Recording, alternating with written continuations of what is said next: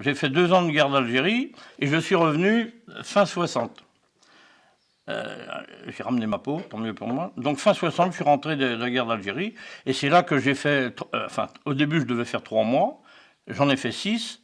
Et puis, au mois de mars 61, c'est là que j'ai reçu la lettre qui me disait vous vous présentez au médecin du travail en vue d'une embauche éventuelle aux mines de fer de Segré. Donc je suis rentré le 5 mars 61 aux mines de fer de Segré. Vous savez que tous les mineurs avaient des surnoms, hein. Ça je vous l'apprends pas. Hein. Alors le chef mineur, lorsqu'il vous arrivait et vous disait je te mets un tel, ce n'était jamais, jamais, jamais par son nom de famille. C'était toujours son surnom de mineur. Bon, mon mari il a rentré au jour en 53, février 53. Il a été 5 ans au jour. Et après, il est descendu au fond de la mine. Il est allé jusqu'en 85. Il était trémiseur. Il vidait les trémies qu'ils mettaient dans les wagons et qu'ils emmenaient ça avec la loco à l'ascenseur.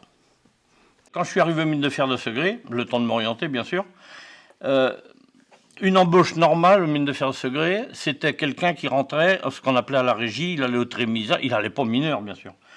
C'était tout un processus et il y avait surtout une longue attente. Alors, beaucoup de jeunes de mon âge ou qui arrivaient de l'armée ou du milieu agricole, descendaient au fond, étaient occupés au trémisage, des toiles d'abattage. Enfin, il était ce qu'on appelle, c'est pas la régie, mais c'était les travaux de roulage, enfin, il n'était pas du tout mineur. Et bien sûr, tous ces jeunes qui arrivaient comme moi, près de se marier, il était pressé d'avoir de l'argent. Il faut savoir qu'un mineur à l'abattage, c'est le salaire double de quelqu'un qui était à la régie en attente, mais qui n'était pas mineur, qui trémisait les tailles avec leurs locaux. Bon, bref. J'avais quel âge? 6 ans à cette époque-là, 6-7 ans. Donc j'arrive à la maison, oh là là, qu'est-ce que je vois? L'ambulance de la mine qui était là. Et l'ambulance à l'époque, c'était une 2 chevaux camionnette. C'était monsieur Beaupère qui faisait le chauffeur. Je rentre à la maison, du sang partout. Mon père avait reçu un bloc sur la tête, au fond de la mine, un gros bloc de minerai. Donc il était tout ouvert. La musette était pleine de sang. Donc c'est un truc qui m'a très, très, très marqué, quoi. C'est un peu une découverte parce que quand vous sortez de Paris, même si j'étais contrôleur de gestion depuis pas mal de temps, j'avais l'habitude d'aller dans les différentes divisions du groupe et faire des rapports, enfin étudier un peu la gestion, etc.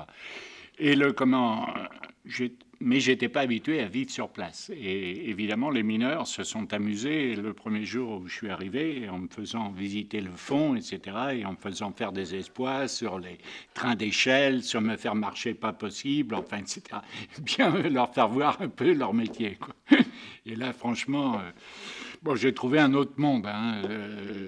Politiquement, je connaissais un peu ce milieu, si vous voulez, mais j'étais pas plongé dedans, quoi, et tous les jours après.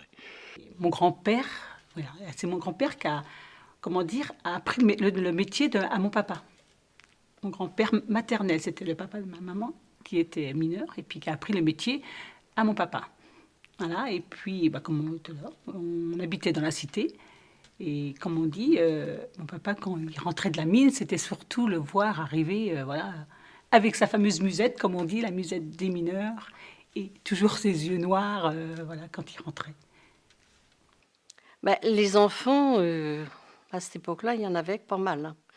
Dans la cité, je vous jure que les enfants, ils trouvaient pas les vacances très très longues, parce que ça s'amusait, ça allait dans le bois, ça allait partout, ça allait du côté de l'étang et tout, et souvent ils partaient pendant plusieurs heures, on les voyait pas. Il y avait, il y avait la cité, les ouvriers, et un peu plus haut, il y avait, comme il disait, les cabots. En fin de compte, c'était les chefs. Ils avaient les maisons un peu plus loin. Alors, c'est vrai que, moi, j'ai pas trop souvenir parce que j'étais plus petite, mais je sais que les grands, les fils de cabots, ça faisait un petit peu rivalité. C'était rigolo parce que c'était les fils de chefs, alors ils disaient ça. C'est vrai que c'est plus entendre dire par rapport à mon grand frère, mais voilà. Vous avez les cités des mines, ouvrières. Vous avez des logements d'agents de maîtrise, bien séparés, et vous avez les logements des cadres.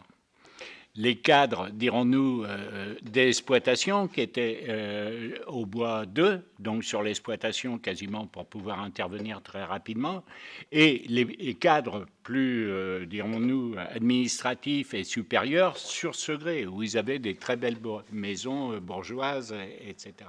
J'ai découvert quand même, moi je me rappelle que ma première réflexion, un jour, je réunis les cadres, et puis je leur dis, attendez, vous êtes que des ouvriers spécialisés, hein. Donc tous vos privilèges avec moi, c'est terminé. Bon, évidemment, les gens avaient jardinier, enfin, ils payaient rien, quoi. L'eau gratuite, le logement gratuit, le chauffage gratuit, etc. Bon, leur paye, c'était presque l'argent de poche, quoi. Bon, etc. Donc, c'est vrai que pour redresser une société et essayer de la faire continuer, ben, il y a eu des moments où il a fallu serrer la vis et puis faire abandonner certains privilèges. Donc j'étais au creusement des galeries, hein, vers l'ouest, notamment, c'est-à-dire, d'ailleurs j'étais jusque sous mon pays, puisque j'ai eu l'honneur de finir au niveau 200, au niveau moins 200, c'est moi qui ai fait la dernière volée d'avancement, ou qu'ils ont décidé d'arrêter au plus loin, vers l'ouest, et c'est sous le village de Bourg-l'Évêque. Donc ça faisait 7-8 km quand même du Puy-de-Dôme. Hein. Voilà. On s'est mariés en 64. On a habité à Brège en 64 et j'y suis encore à Brège du jour d'aujourd'hui. On est toujours là.